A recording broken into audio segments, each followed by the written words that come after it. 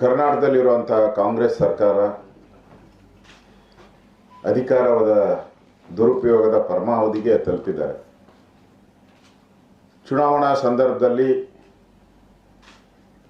ಯಾವ ನೀತಿ ನಿಯಮಗಳು ಇರಬೇಕು ಅನ್ನೋದು ನಮ್ಮ ಸಂವಿಧಾನದ ಅಡಿಯಲ್ಲಿ ಆದೇಶಗಳು ಎಲ್ಲ ರಾಜ್ಯಗಳ ಚೀಫ್ ಸೆಕ್ರೆಟರಿಗಳಿಗೂ ಬಂದಿದೆ.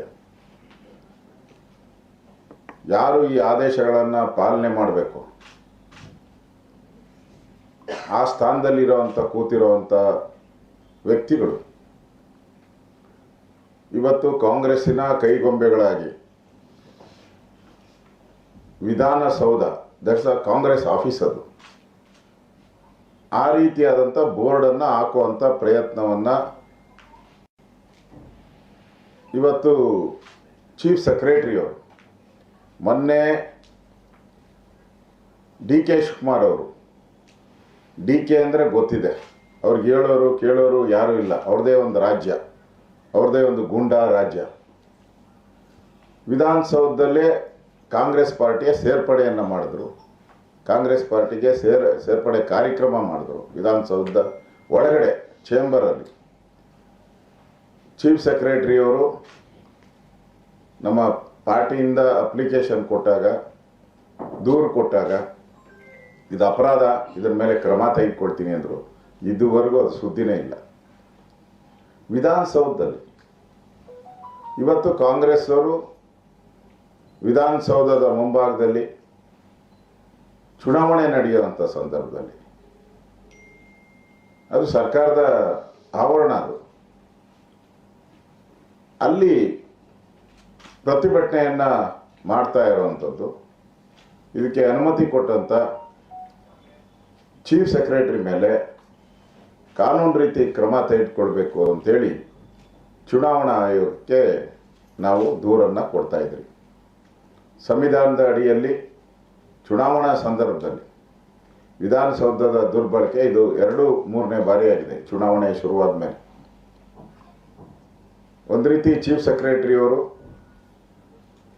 ಕಾನೂನನ್ನು ಪಾಲನೆ ಮಾಡದೆ ಕಾಂಗ್ರೆಸ್ ಸರ್ಕಾರ ಏನು ಹೇಳುತ್ತೆ ಅದನ್ನು ಮಾಡ್ತಾ ಇರೋದು ನೋಡಿದ್ರೆ ಇವ್ರ ಮೇಲೆ ಚುನಾವಣಾ ಆಯೋಗ ಕೂಡಲೇ ಶಿಸ್ತಿನ ಕ್ರಮ ತೆಗೆದುಕೊಳ್ಬೇಕು ಅಂತೇಳಿ ನಾನು ವಿರೋಧ ಪಕ್ಷದ ನಾಯಕನಾಗಿ ಆಗ್ರಹವನ್ನು ಮಾಡ್ತಾ ಇದ್ದೀನಿ.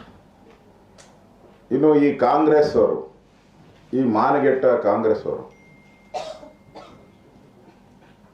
ನಿನ್ನೆ ಸುಪ್ರೀಂ ಕೋರ್ಟಲ್ಲಿ ಒಂದು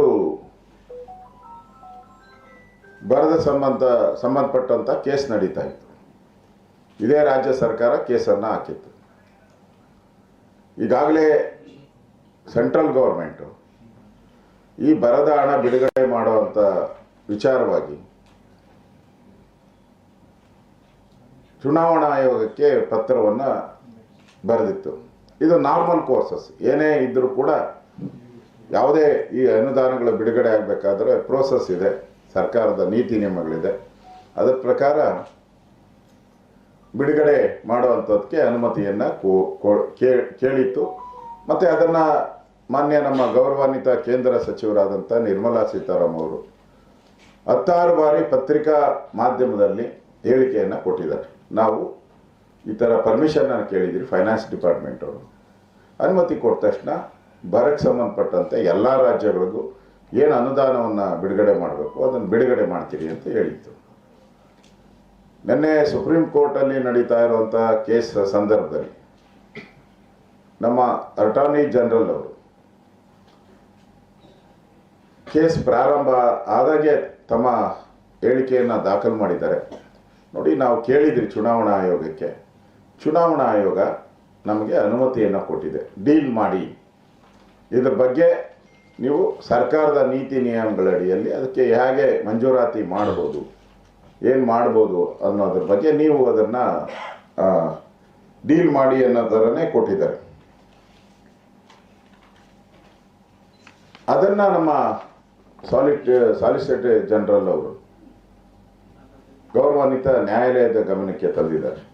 ಈಗ ಪರ್ಮಿಷನ್ ಕೊಟ್ಟಿದ್ದಾರೆ, ನಾವು ಕೂಡ ಇದ್ರ ಬಗ್ಗೆ ಕ್ರಮಗಳನ್ನು ತೆಗೆದುಕೊಳ್ತೀವಿ, ಸಮಥಿಂಗ್ ವಿಲ್ ಹ್ಯಾಪನ್ ಅಂತಲೇ ಸ್ಟೇಟ್ಮೆಂಟ್ ಕೊಟ್ಟಿದ್ದಾರೆ ಅವರು. ಅದನ್ನು matter around the next Monday by which time something will happen ಅಂತ ಹೇಳಿದ್ದಾರೆ. ಇಷ್ಟೇ ಹೇಳಿರೋದು. ನಾನು ಕೋರ್ಟ್ ನಡೆದಿರೋ ಪ್ರೊಸೀಡಿಂಗ್ಸ್ನ ಓದ್ತಾ ಇದ್ದೀನಿ, ಹೇಳಿದ್ದೀನಿ ನಿಮಗೆ. ಸಮಥಿಂಗ್ ವಿಲ್ ಹ್ಯಾಪನ್ ಅಂತ ಹೇಳಿದ್ದಾರೆ. ಅದಕ್ಕೆ ಅವರ ಅಡ್ವೊಕೇಟ್ ಕಪಿಲ್ ಸಿಬ್ಬಲ್ ಅವರು ಇದನ್ನು ನಾನು ಒಪ್ಪಿದ್ದೀನಿ ಅಂತ ಹೇಳಿದ್ದಾರೆ.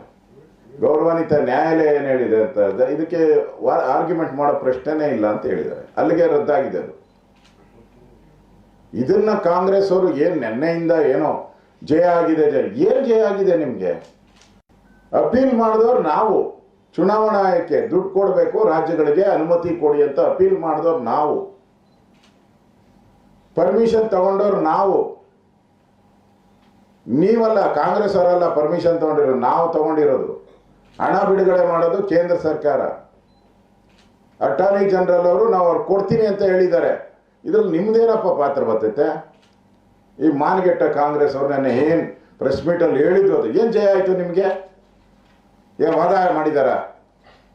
ನೀವು ಇಟ್ಟಿದ್ರಲ್ಲ ಲಾಯರು, ಏನೋ ವಾದ ಮಾಡಿದ್ದೀರನಪ್ಪ ಅಲ್ಲಿ? ಏನು ವಾದ ಮಾಡಿದ್ದೀರ ಹೇಳಿ? ಒಂದು ವರ್ಡ್ ಹೇಳಿ. ಡೈರೆಕ್ಟಾಗಿ ಹೇಳಿದ್ದಾರೆ, ಕೇಂದ್ರ ಸರ್ಕಾರ ಏನು ಮಾಡ್ತಾ ಇದೆ ಅದಕ್ಕೆ ಸರ್ವಸಮ್ಮತಿ ಅಂತ ಹೇಳಿದ್ದಾರೆ. ನಿಮ್ಮ ಲಾಯರು ವಾದ ಮಾಡಿದ್ದಾರಾ? ಅನ್ಯಾಯ ಆಗಿದೆ ಅಂತ ವಾದ ಮಾಡಿದ್ದಾರಾ? ತಪ್ಪಾಗಿದೆ ಅಂತ ವಾದ ಮಾಡಿದಾರ? ಕೇಂದ್ರ ಸರ್ಕಾರ ಇದಕ್ಕೆ ತೊಂದರೆ ಕೊಟ್ಟಿದ್ದಾರೆ ಅಂತ ವಾದ ಮಾಡಿದಾರ? ಏನಿಲ್ಲಲ್ಲ, ಇದರಲ್ಲಿ ಕ್ಲಿಯರ್ ಆಗಿದೆ ನೋಡಿ.